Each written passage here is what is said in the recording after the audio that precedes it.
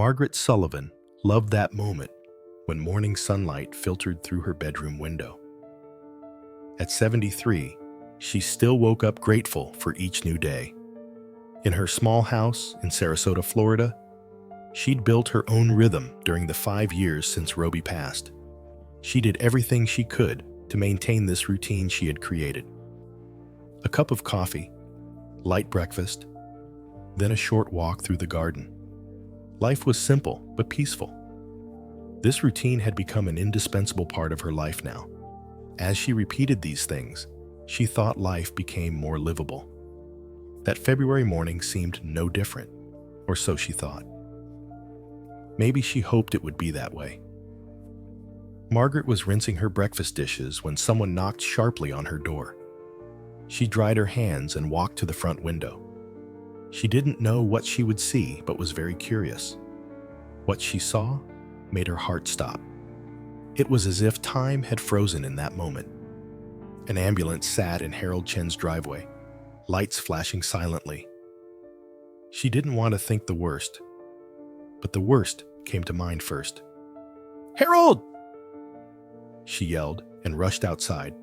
Her 76-year-old neighbor Harold was being loaded onto a stretcher. His face looked pale, almost gray, and he was breathing hard. She didn't know what to do to help him. She wanted to help, but there was nothing she could do. "Margaret," his voice came out weak and strained. How worried she was about him was evident on her face. One of the paramedics turned to her. "Ma'am, are you family?" "I am his neighbor, his closest neighbor. What happened?" What she would hear was going to upset her very much, but she had to ask. "Severe infection, ma'am. We need to get him to Sarasota Memorial right away." Margaret watched the ambulance pull away, sirens wailing. There was nothing else she could do. She was worried about him. Harold was always so careful, so healthy. He wasn't someone who was constantly sick. What kind of infection could do this? That evening, Margaret called the hospital. A kind nurse whispered, "He's stable." Came in just in time. Another day, and... She didn't finish the sentence. The nurse's words knotted in her throat. She didn't even want to give an example of the worst. Her eyes welled up. Her words were cut short. Margaret hung up and sat in her living room, staring at the wall. She rested her head against the armchair and seemed to have completely let herself go. Another day. And what? Could Harold have died? Even thinking about it felt very difficult to her. Even the possibility of her beloved neighbor dying this way felt hard to her. She looked at her hands. They were clean, weren't they? She washed them regularly. Cleanliness was almost an indispensable part of her. She showered once a day, or every other day when it was hot. She brushed her teeth twice a day. Doing these things was already one of her routines, and she thought she was clean enough. Wasn't she doing everything right?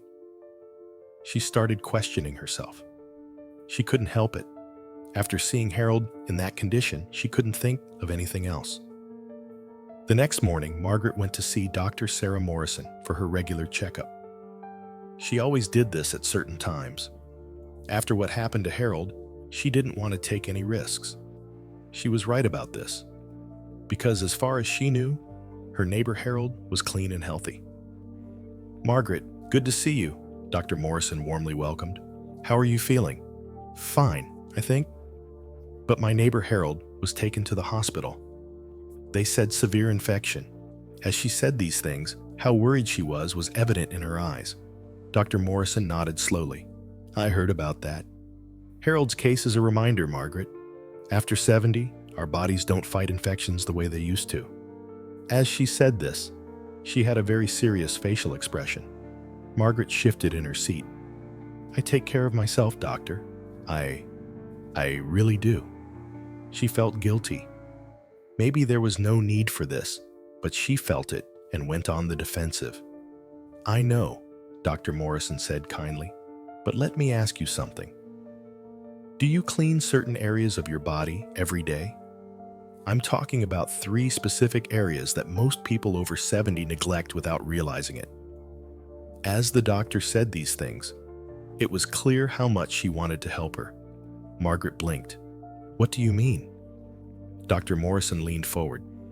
"Margaret, I see this all the time. Seniors think general hygiene is enough. Shower a few times a week, wash hands before meals, that's it. Actually, when they reach this age, they skip the places that need a lot of attention. But after 70, there are 3 body parts that need daily attention. Not weekly, not when you remember. Daily. And most people don't know which ones. Paying attention to these areas is very important for your health. Try to guess these areas and mention them in the comments. Those who guess correctly prove themselves as correct guess. Those who are wrong shouldn't be sad. There will be other sections for them to guess. Let's continue."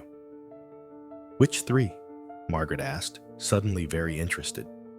Her doctor was also pleased that she was listening carefully to this topic. "Your feet, your underarms, and your groin area," Dr. Morrison said clearly. "These 3 areas are places where bacteria thrive, especially as we age. If you're not cleaning them properly every single day, it means you're carrying a ticking time bomb on you."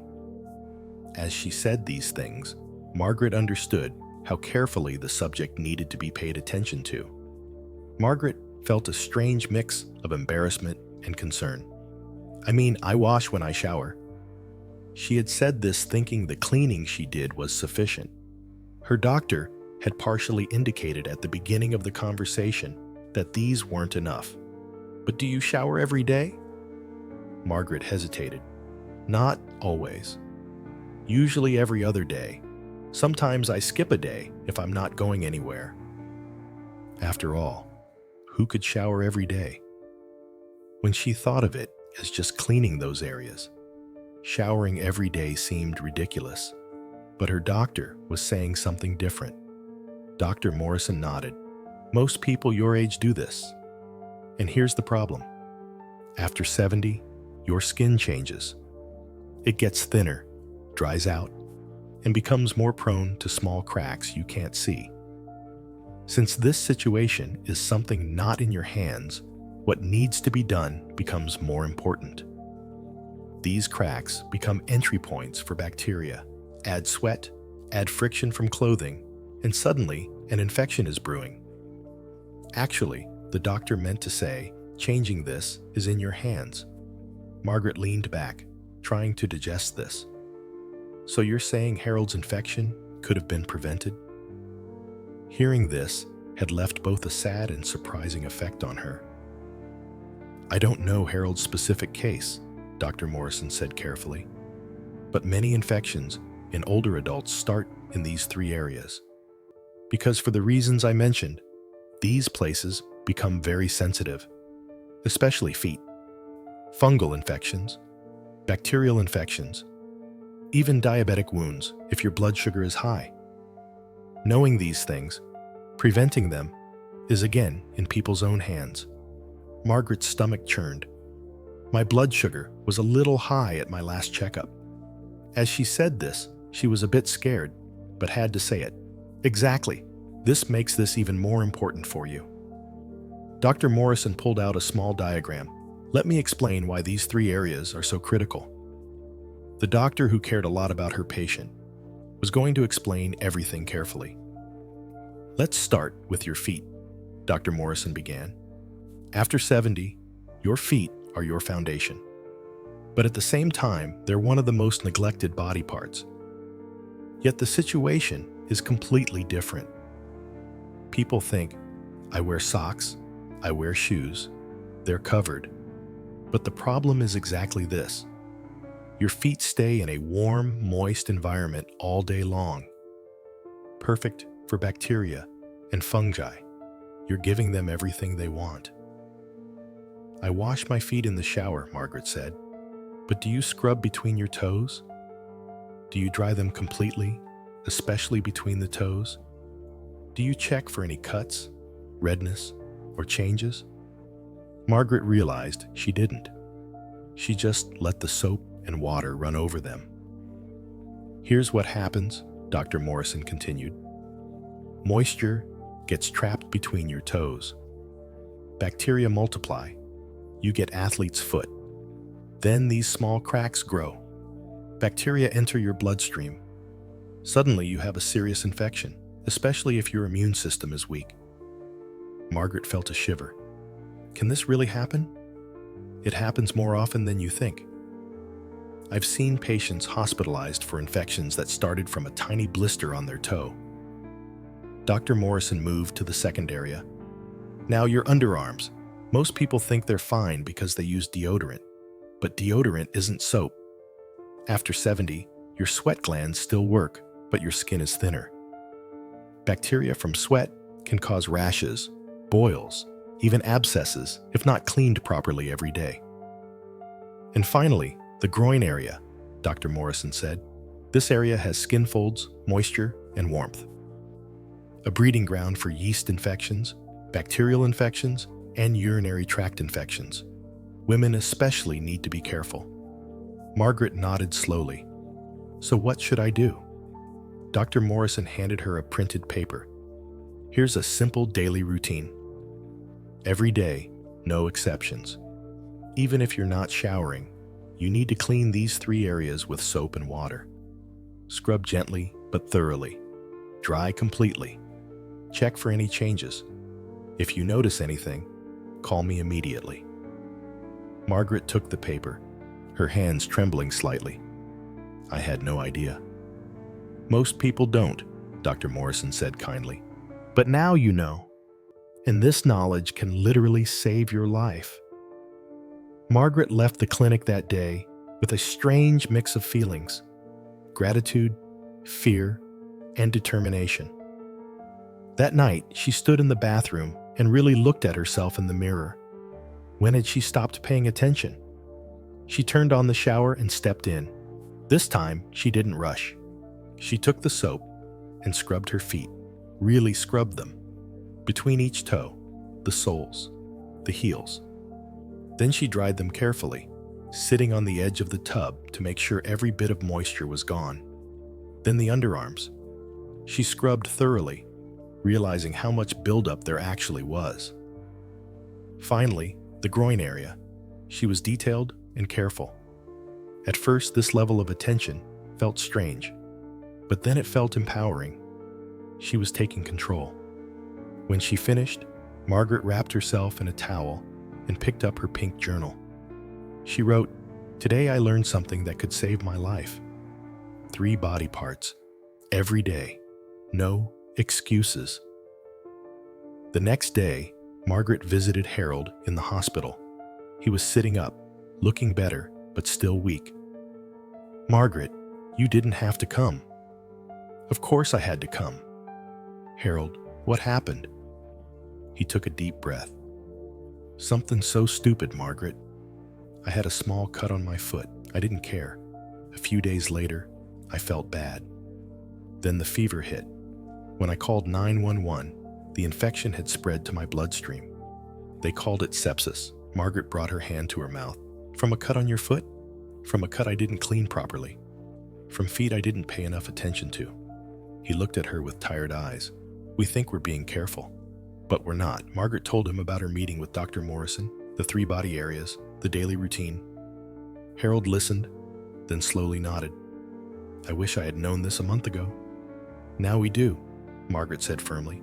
"And when you get out of here, we'll both do better." Over the following weeks, Margaret was disciplined about her new routine. Every morning, no matter what, she cleaned those 3 areas: feet, underarms, groin. Scrub, rinse, dry, inspect. It took an extra 10 minutes, but those 10 minutes felt like an investment in her future. She noticed the changes quickly. Her feet felt better, itched less. Her skin felt healthier. She even had more energy. Her friend down the street, Betty Rodriguez, noticed too. "Margaret, you look different lately." "More confident." "What's your secret?" Margaret hesitated, then decided to be honest. She told Betty everything. The ambulance, Harold, Dr. Morrison, the 3 body areas. Instead of laughing, Betty's face grew serious. I don't do that. I mean, I shower, but I don't pay that much attention. Most people don't, Margaret said. But Betty, we're in our 70s. We need to be smarter. Will you teach me? And Margaret did. Betty started her own routine that week. 2 weeks later, Betty called Margaret with an urgent voice. Margaret, I found something. A red spot between my toes. What should I do? Call Dr. Morrison right away. Don't wait, Betty called. The doctor saw her that afternoon. It was an early-stage foot fungus, easily treatable. But if Betty had ignored it, it could have been much worse. You might have saved my life, Betty told Margaret later. Margaret shook her head. You saved yourself. You paid attention. Harold came home from the hospital in mid-March. He moved more slowly, looked older, but he was alive. That alone motivated him deeply. After everything he had been through, being aware of that was an entirely different feeling. I'm doing the routine, he told Margaret. Every morning, the nurses taught me how to properly check my feet. I can't believe I didn't know this for 76 years. Maybe he was angry with himself, but now he had learned, and things were very different. Better late than never, Margaret said. Is it? Harold's voice was sad. I almost died from something completely preventable. It saddened him to have gone through such danger because of something so unnecessary. Then use it, Margaret said firmly. Use that fear. Turn it into action. You're still here. That means you've been given another chance. She was right. Harold had been given a second chance, and now he knew how to make the most of it. April brought warm sunlight and something else, a new awareness in their community. Margaret, Harold, and Betty began talking with other seniors at the community center. As they shared their story, they knew things would be very different. At first, people were skeptical. We've been taking care of ourselves for decades. I think we know how to stay clean. They thought this way because they didn't want to doubt themselves. I used to think that too, Harold said quietly, until I ended up in intensive care with sepsis. From a cut on my foot I hadn't noticed. His heart broke as he said it, but it needed to be said. The room grew silent. Margaret took out printed information from Dr. Morrison. It's not about being dirty or careless. It's about understanding how our bodies change after 70. Our skin gets thinner. Our immune system weakens. We need to adapt. Knowing that changing this was in their hands, and that the changes in their bodies were not, gave them a new perspective. One by one, people began to listen. Truly listen. By early May, Margaret and her friends had started an informal awareness campaign at the community center. They hung a poster titled, 3 Body Areas to Clean Daily After 70. It included diagrams, instructions, and contact information for local doctors. The response was overwhelming. At first, the elderly who had resisted began adopting the routine. The board became a gathering point, a reminder that self-care was not vanity, but survival. Dr. Morrison came to give a talk at the community center. The room was packed. This isn't about fear, it's about empowerment, he told the crowd. Simple daily habits can prevent serious complications. Wash your feet thoroughly every day. Scrub between your toes. Dry them completely. Check for changes.